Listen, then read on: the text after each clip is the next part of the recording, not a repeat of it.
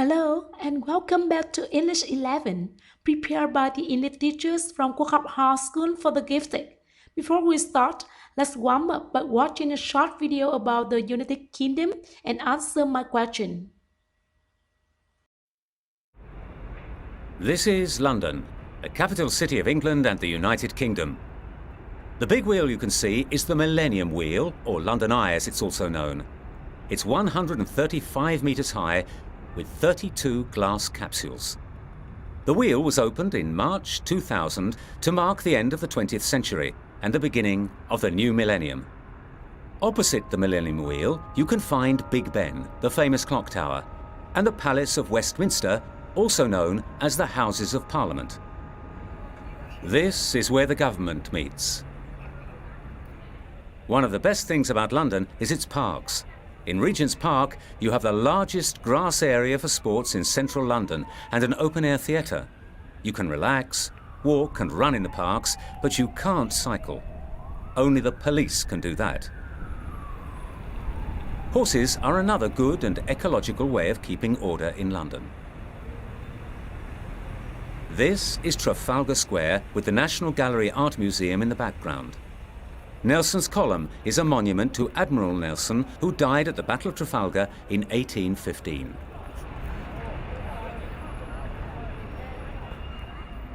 You can also visit the British Museum in Great Russell Street, or walk over the new Millennium Bridge to the Tate Modern Museum. When it opened on the 10th of June, the bridge had to be closed after just a few days because it was moving too much. Don't worry, it's okay now. The Tate Modern Museum is a converted old power station. On the other side of the Millennium Bridge is St. Paul's Cathedral. It is a tourist attraction, and you can walk the 530 steps up to the gallery and see London.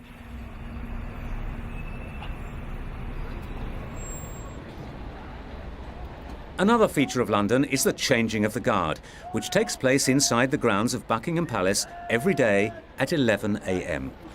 It lasts about 40 minutes, but come early, as there are usually lots of people. You can take a boat along the Thames.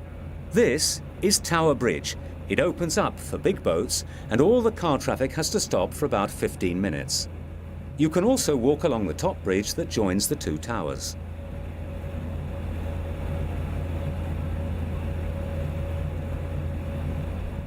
If you keep going east, you arrive in the new Docklands area. There are a lot of big offices and expensive new apartments on the river there. Time certainly flies when you're travelling around London. Which London sites does the video mention?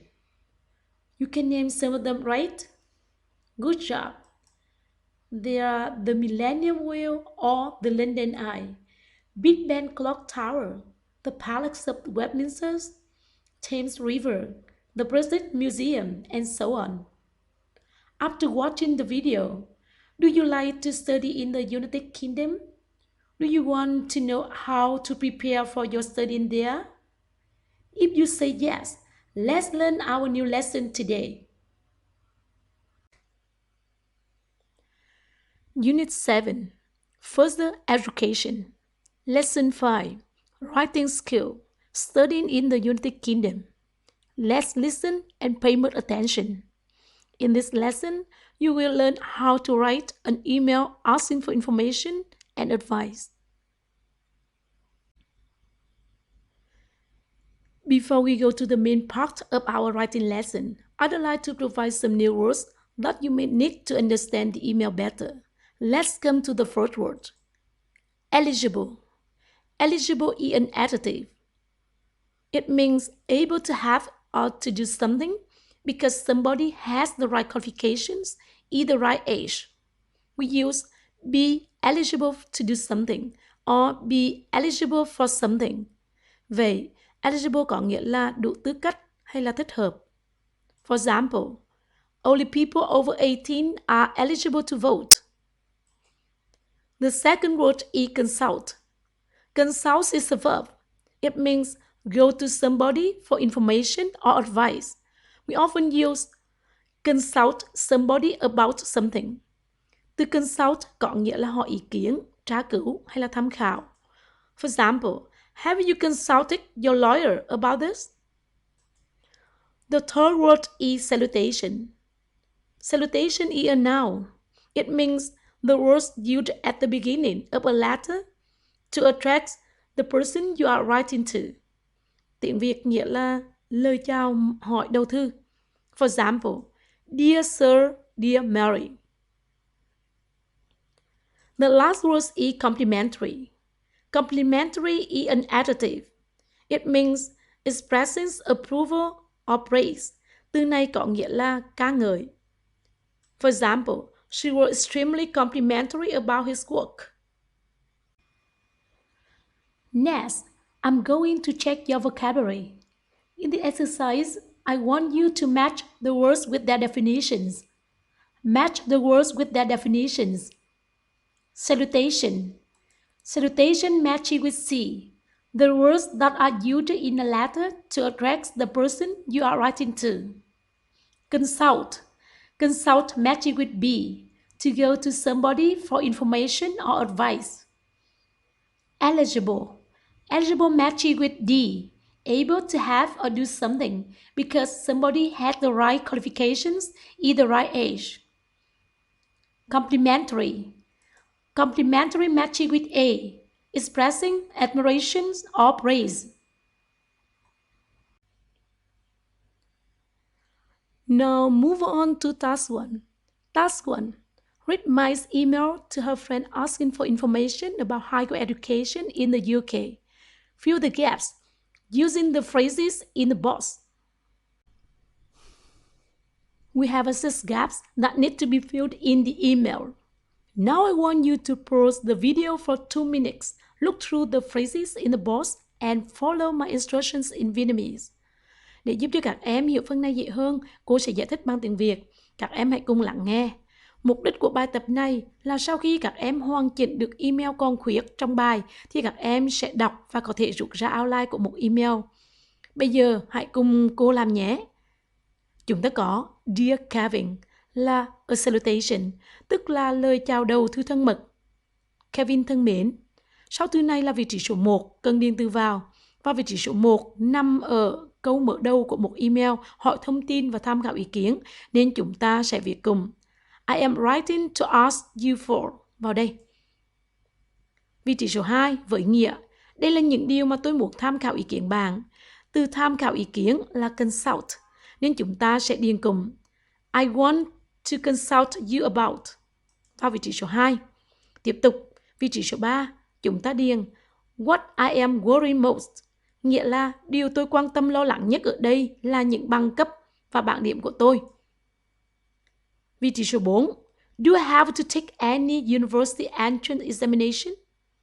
Một câu hỏi về việc liệu tôi có cần phải thi vào đại học không? Vị trí số 5, thích hợp với cụm I am eligible to. How can I find out if I am eligible to apply for accommodation?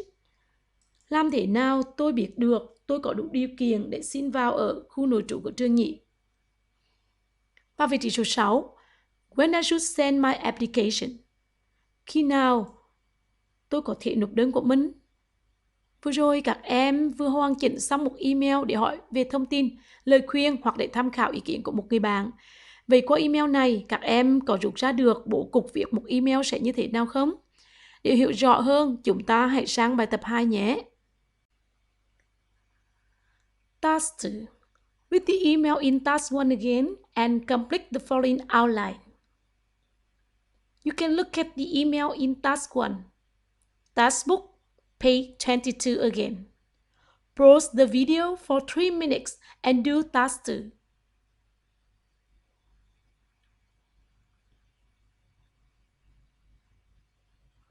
Have you finished?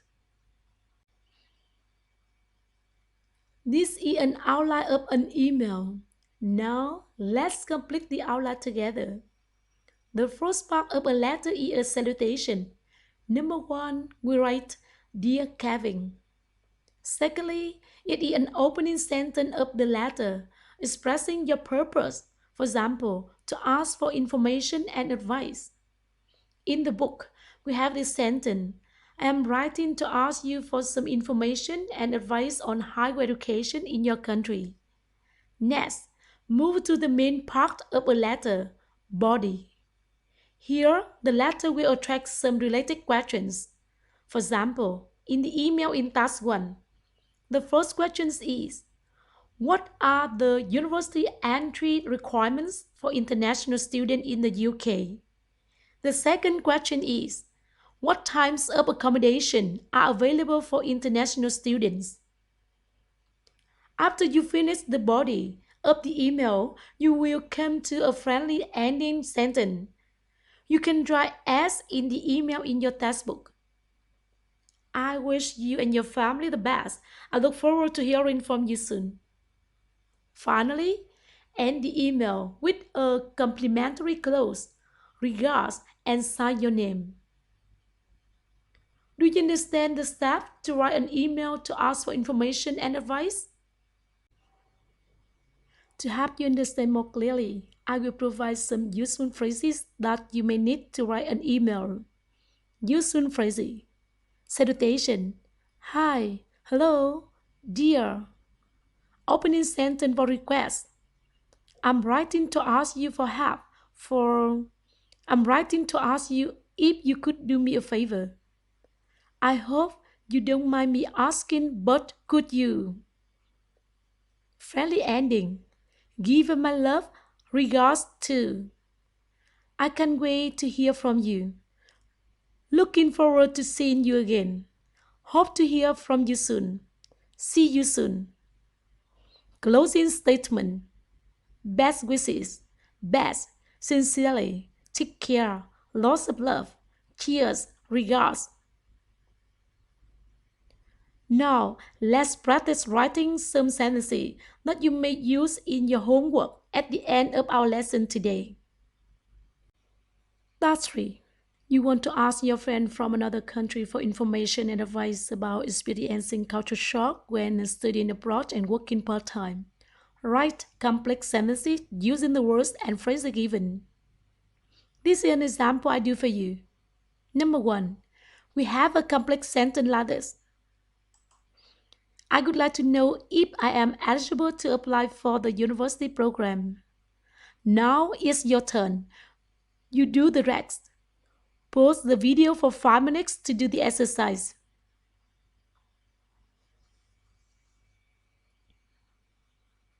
Have you finished? Here are the answers. Number 2. Can you explain what types of part-time jobs are available for international students? Number 3. Are international students allowed to work part-time? Number 4. I'd like to consult you about the cultural differences that I should be aware of. Number 5. What worries me most is the cultural shock when studying abroad. Good job. Do you know that an outline is an important part of writing? That's why I want you to practice writing an outline of an email. Let's move on to the next exercise. Task 4. Write an outline of an email to a friend from another country to ask for information and advice about experiencing culture shock when studying abroad and working part-time. Complete the outline while you are writing. Please pay attention to the content, grammar, and vocabulary used. Now, pause the video for 5 minutes and write down your answers.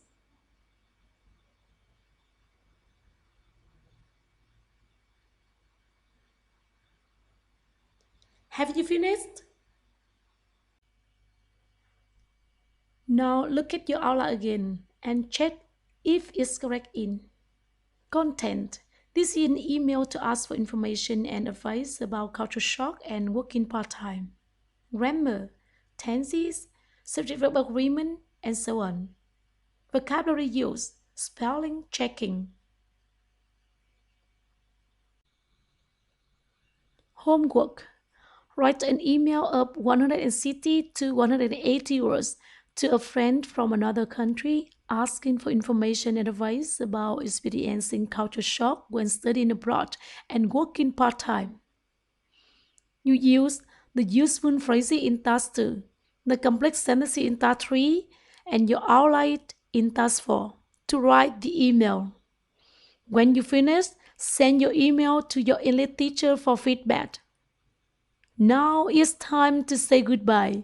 Thank you for your attention.